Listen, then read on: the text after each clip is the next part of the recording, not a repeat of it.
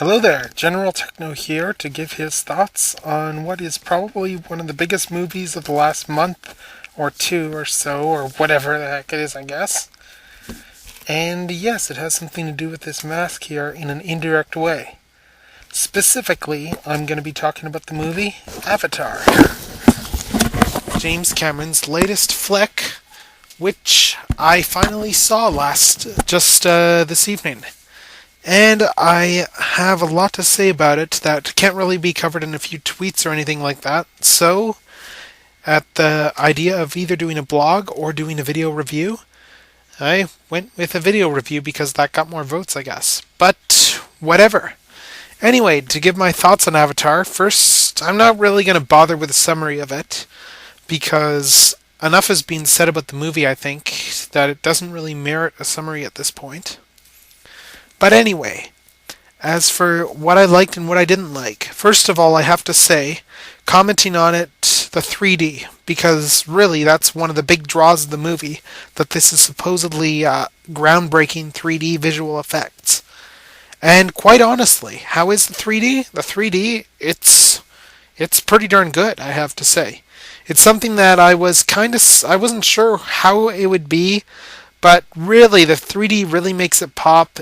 It adds it. I don't know if it's necessary, but it does add that extra layer to the movie, I think, in helping you, the viewer, get drawn into it and see it as real. In that sense, the 3D, it works pretty darn well, I have to say. I mean, it wasn't really a cheesy use or anything, like none of that, woo, I'm reaching into the screen, stuff like that.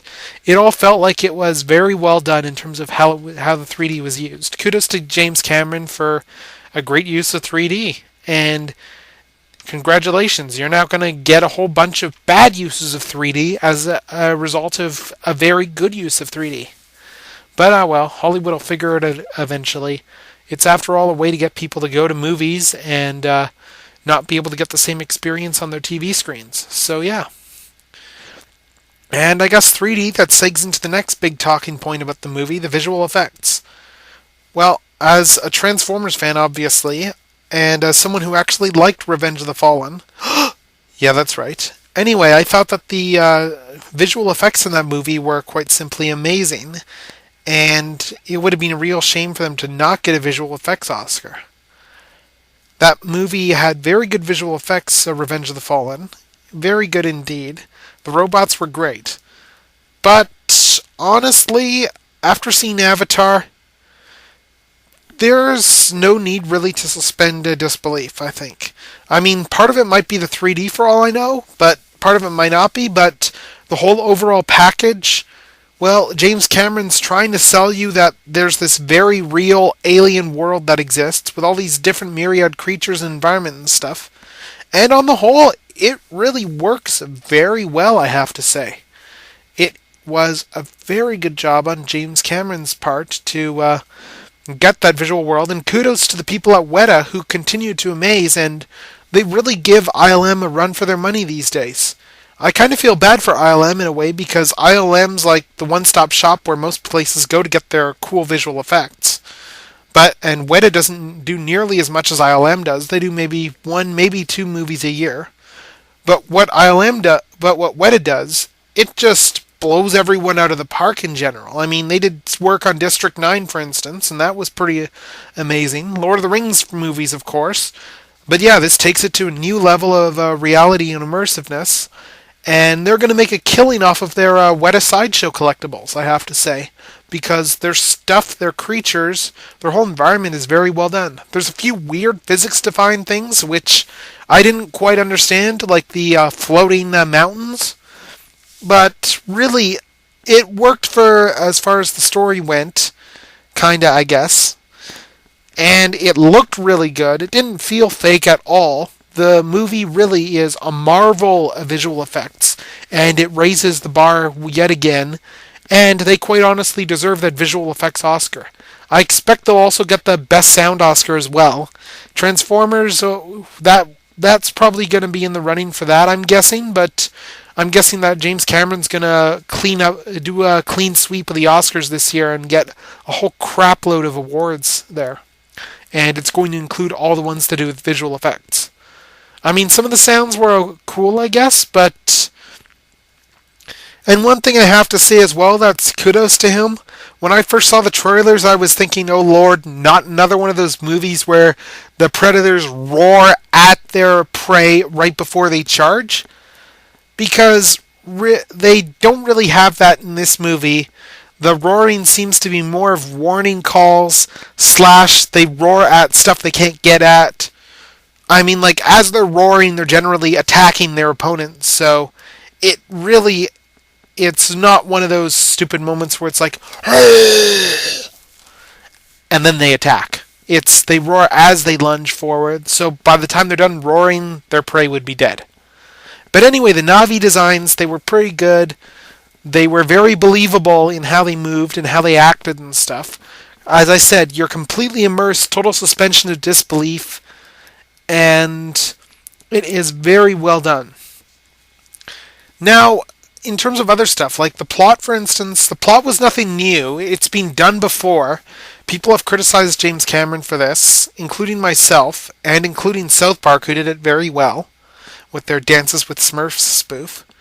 But really, it's not the most original plot, but it is pretty well laid out from beginning to end.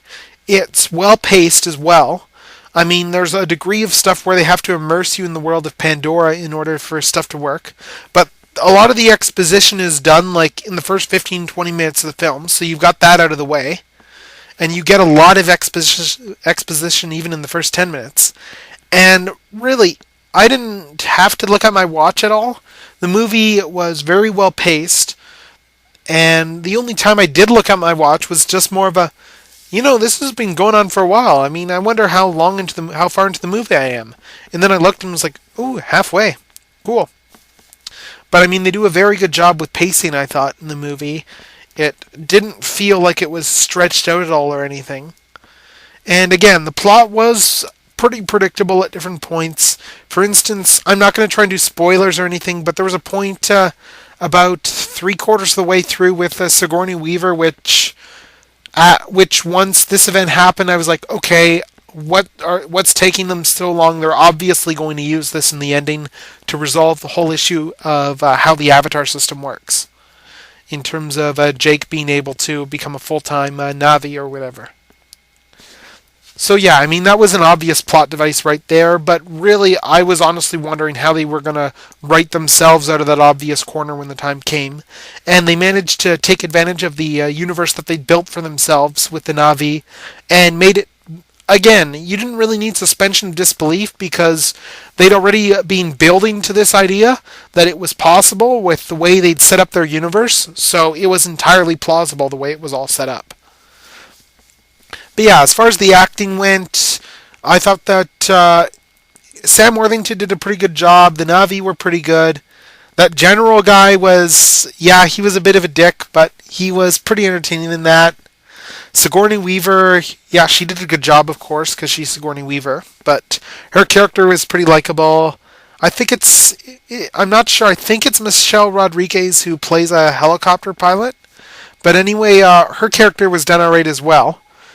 I mean, like, there were no real implausible character jumps. Although I have to say that the supporting character I liked in the first 15-20 minutes of the movie a lot. I've seen him in other stuff. Like, for instance, he was Jack Black's roommate in School of Rock. That's where I'd seen him before. But he was kind of entertaining because he was the awkward scientist type.